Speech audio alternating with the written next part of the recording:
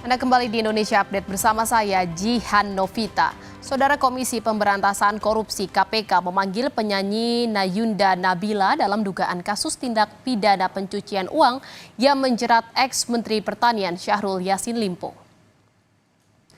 Kepada Kompas TV, Kepala Bagian Pemberitaan KPK menyebut Nayunda diperiksa sebagai saksi kasus dugaan pemerasan dan gratifikasi yang dilakukan SYL di lingkungan Kementerian Pertanian pada November 2023. Nama Nayunda Nabila sempat disebut dalam sidang kasus Syahrul Yassin Limpo di Pengadilan Tipikor Jakarta Pusat.